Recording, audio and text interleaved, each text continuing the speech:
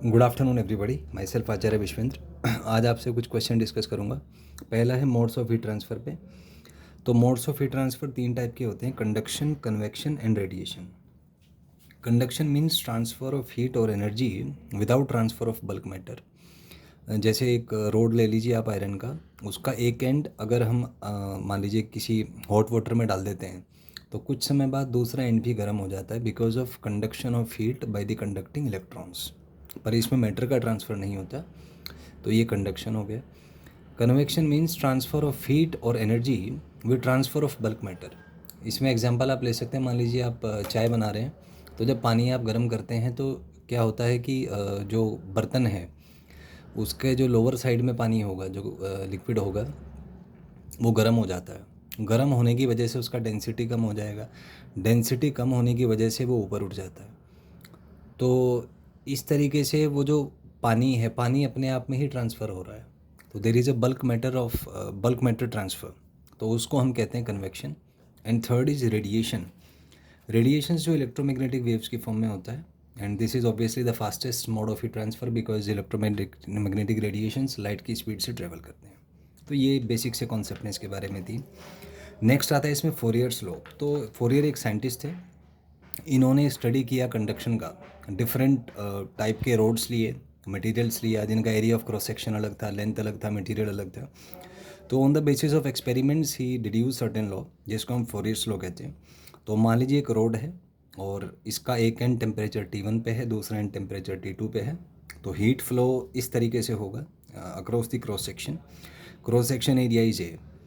तो फोरियर ने देखा कि जो heat transferred per unit time है, या जो power transferred per unit time है, that is equal to -KA T2 - T1/L, या इसको कहा जा सकता है KA T1 - T2/L।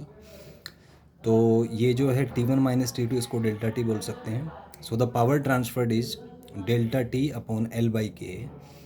सो यहाँ पे आप देख सकते हैं कि ये जो L/KA है, इसको हम बोल देते हैं थर्मल रेजिस्टेंस। तो यहाँ से थर्मल रेजिस्टेंस आ जाता है L/KA। ये जो K है, इसको हम कहते हैं कोफिशिएंट ऑफ थर्मल कंडक्टिविटी, या कई बार इसको थर्मल कंडक्टिविटी भी सिंपली कह दिया जाता है। तो ये फोरियर ने डिराइव किया था कि भाई अगर किसी क्रॉस सेक्शन के थ्रू हीट का ट्रांसफ़र होना है तो पर यूनिट टाइम जो हीट ट्रांसफ़र होगा, या हीट करंट भी जिसको कह देते हैं कई बार, या जो पावर है, वो डेल्टा T/RTH के बराबर होती है। अब आइए इसके वेरियस केसेस डिस्कस करते हैं। सबसे पहले मान लीजिए एक सिलेंडर दिया हुआ जिसका रेडियस R है, AB के अक्रॉस ही ट्रांसफ़र होना है हीट। तो थर्मल रेजिस्टेंस होता है L/KA। तो आप देख सकते हैं क्रॉस सेक्शन एरिया πr² हो जाएगा।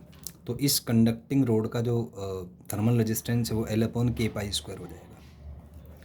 कई बार यहाँ पे एक फ्रस्टम लेते हैं जिसमें एक रेडियस R1 एक R2 है।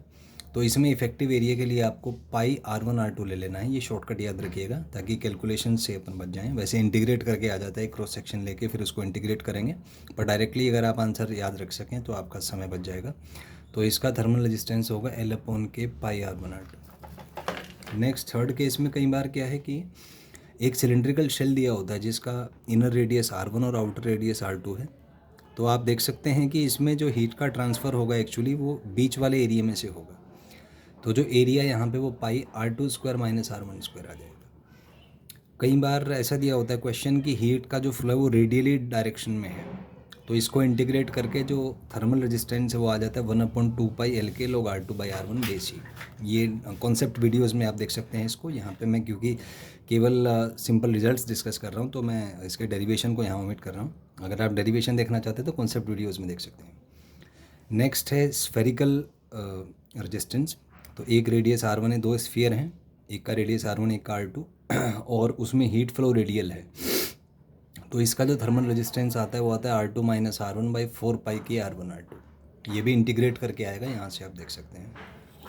कई बार आपको ऐसा देते हैं कि एक सिलेंडर है R1 का, सॉलिड सिलेंडर, और उसके बाद एक शेल है जिसका रेडियस R2 है। तो इसका इक्विवेलेंट रेजिस्टेंस क्या होगा? तो आप देख सकते हैं 1 और 2 ये दोनों पैरेलल में होंगे। तो इसका रेजिस्टेंस R1 मान लीजिए, इसका R2 मान लीजिए, तो इक्विवेलेंट रेजिस्टेंस R1R2/R1 + R2 आ जाएगा। नेक्स्ट इज एक क्वेश्चन है कि एक रोड है जिसका एक एंड T1 पे है, दूसरा एंड T2 पे है, और ये सिस्टम स्टडी स्टेट में है। स्टडी स्टेट मतलब heat flow input is equal to heat flow output है, मतलब रोड के हर पॉइंट का जो टेम्परेचर है वो कांस्टेंट है। टेम्परेचर अलग अलग है पर किसी पार्टिकुलर पॉइंट पे जो टेम्परेचर है वो टाइम के रेस्पेक्ट में चेंज नहीं होता है, स्टडी स्टेट में है सिस्टम।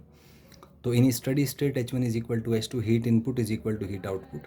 तो हम एक क्रॉस सेक्शन लेते हैं जिसका टेम्परेचर T है। तो मान लीजिए यहाँ से इधर से हीट H1 आया और इधर से हीट H2 गया। तो अगर टेम्परेचर चेंज नहीं हो रहा तो H1 is equal to H2 होना चाहिए।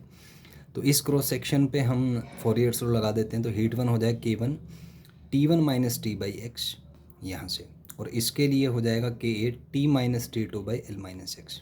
इनको सॉल्व करेंगे तो फाइनली जो एक्सप्रेशन है वो आ जाएगा T is equal to T1 minus x by L T1 minus T2।